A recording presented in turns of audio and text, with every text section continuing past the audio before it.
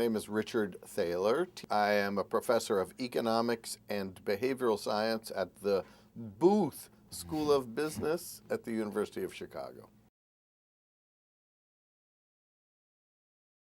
Let me give you an illustration of a nudge. It's funny. It's one paragraph in our book, but it's by far the most famous example from the book. It turns out some genius, an economist, in fact, allegedly at least, an economist who works for the Amsterdam International Airport, Schiphol, got the brilliant idea to etch the image of a housefly in the urinals, in the men's bathrooms at the airport. This image of a housefly, it looks extremely realistic. You can see a picture of it on our website, nudges.org. And it's located just near the drain. Now, it turns out that men, when they're taking care of their business, they're not fully attending to the task at hand. But, and I'm sure there's an evolutionary explanation for this, if you give them a target, they will aim. And according to the people who run the airport, spillage has been reduced by 80%. Now, that housefly has become my favorite illustration of a nudge.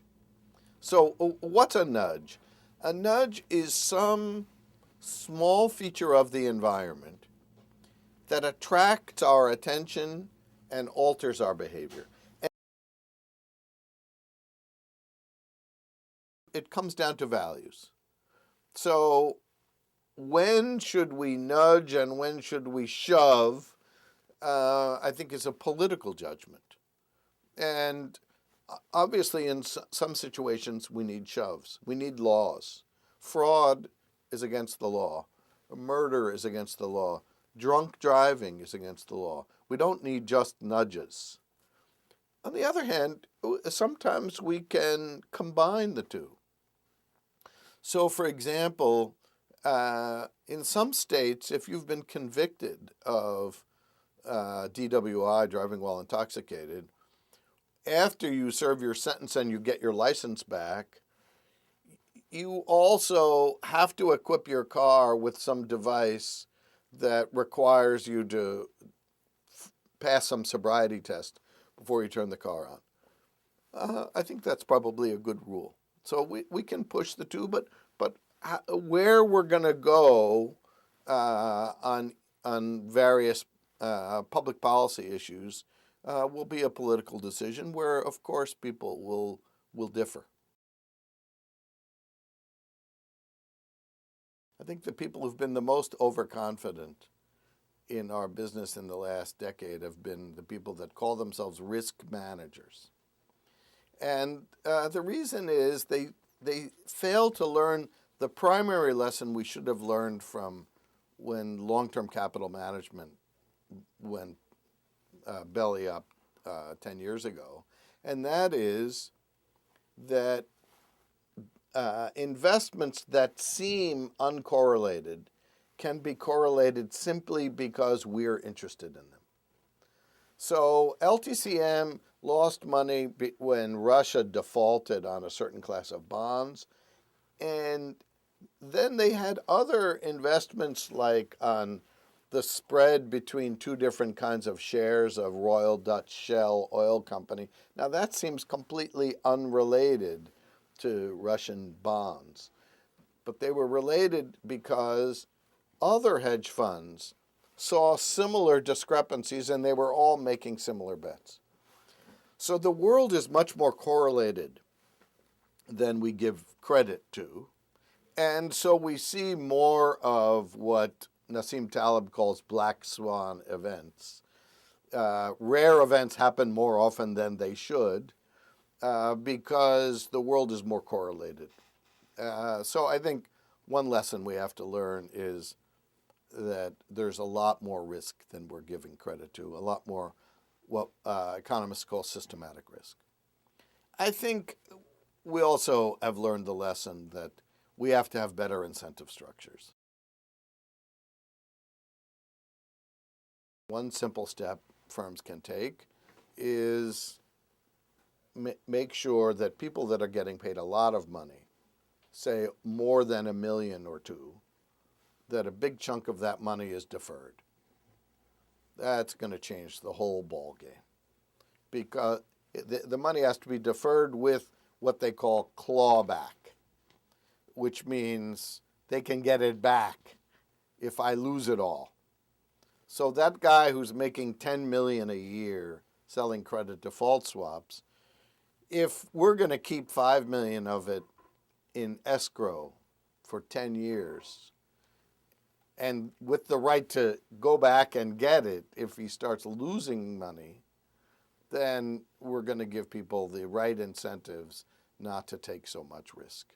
The same with the mortgage brokers that were selling people mortgages they couldn't afford.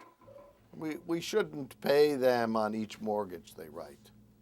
They should have what they call skin in the game, where they've got to reimburse us if the guy who sold the mortgage defaults. And so I think that there are lessons that the financial services industry can learn. And as I said, they should either aggressively take these steps on their own or expect Congress to act. Everyone's lost a lot of money in their 401k plans. I've heard some people calling them 201k plans now. So it's even more important to get people to be saving, more for retirement. Behavioral economics has helped us learn a lot about how to do that. One simple way is what's called automatic enrollment.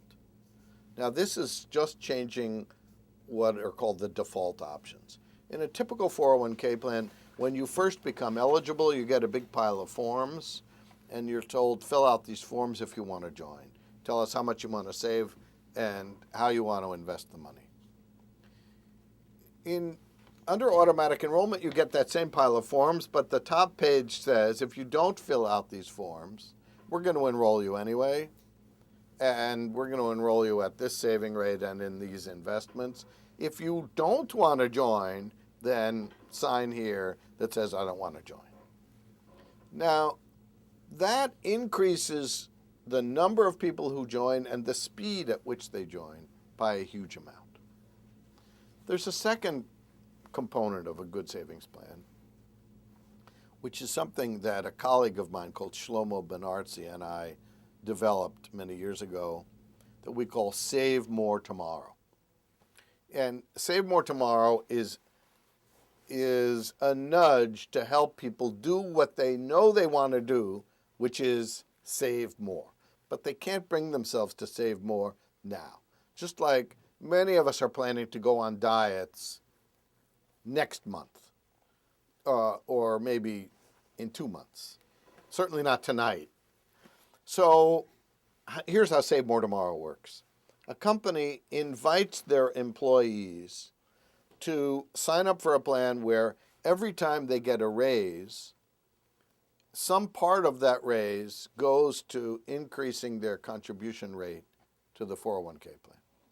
In the first company we convinced to adopt this plan, saving rates tripled. Now, no one was forced to do it, right? So this was a nudge. Now, in 2006, Congress adopted the following law. It's called the Pension Protection Act. It's actually a 900-page bill, but there's 2 paragraphs that are nudges. And what it says is that if a company has those 2 features, automatic enrollment and a primitive kind of Save More Tomorrow, they have to enroll people at least a 3% saving rate, and they have to automatically escalate that at least 1% a year for at least 3 years. And if they do those two things and they have a match, so the company contributes something to the plan as well. So they have those three things, then they get a free pass on some compliance form that companies find very onerous that shows that not too much of the benefits are going to the highest paid workers. They get that free pass because if they've adopted those things, then it's almost certainly the case that they're in compliance. Now, I think this is a perfect illustration of nudging, of light-handed regulation.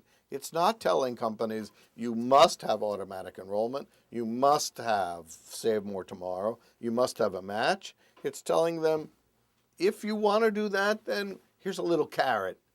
You won't have to fill that form out. And I think it's a great model for how government can use nudges in regulation.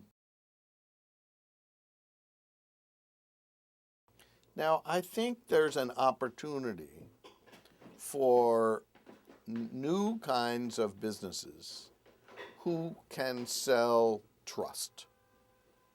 And it's tricky. Let's take the credit card market. Many credit cards have been extremely profitable to banks. And they're profitable not from the fees they collect from the retailers that use the credit cards. I mean, that pays the bills. But the real profits come from the interest payments and the charges to users that are unexpected. So I missed my payment by a day. They hit me with a $50 penalty, and they increased my interest rate by 5%. Now, is there a market for somebody selling a credit card that helps people pay down their balances? I think the question is yes, but it would have to be sold by a bank that's really willing to invest in being a trusted partner with its consumers, because they will make less money on each consumer. So if rather than setting the minimum balance as the lowest possible amount, so we keep people in debt for as long as possible, we raise the minimum payment and encourage people to pay off their credit cards, we're going to make less money, but we're going to have customers that are more solvent. Here's one example, a very practical example in the credit card business. One thing credit card companies often do is they'll tell you, you have a $2,000 credit limit. Now, you might think that means that if I go over that, the card will be rejected. No, that doesn't what it means. The card companies will often, as a courtesy, honor that credit card, but hit you with a penalty. And you keep swiping your card for $3 at Starbucks for your latte, and you're getting hit with a $25 penalty because it's over your credit limit. Now, it would be much more consumer friendly for them to beep you when you swipe your card that says, uh-oh, you're over your limit. Are you sure you want to use that? Maybe you'll take the cash out. So a credit card company or a bank that goes into the business of saying, we're going to be the honest broker. We're going to sell you a mortgage that you're going to be able to pay off. We're going to help you reduce your credit card debt. We're going to help you save for retirement. We're going to put you into mutual funds that have low fees rather than high fees. I think there's an opportunity for such a bank. Suppose, I'm a wine lover. Suppose that's my vice. that I can't walk past a wine shop without walking in and browsing, and the next thing I know, there's some expensive bottle I'm walking out with. Well, I might be interested in a credit card that I tell them, don't honor this credit card in wine shops. Or I'm not allowed to spend more than $500 a month on wine. If I go over that, stop me. Okay, well, why should a bank offer that credit card? Right? They're making less money. Unless I realize, gee, that's great that they're offering me that card. It's really helping me out. So when I need a mortgage, I'm going to go to them. When I need an IRA, I'm going to go to them. Maybe when I get older and I'm thinking about buying an annuity, I'll go to them. But it's only going to work if they really are your trusted friend.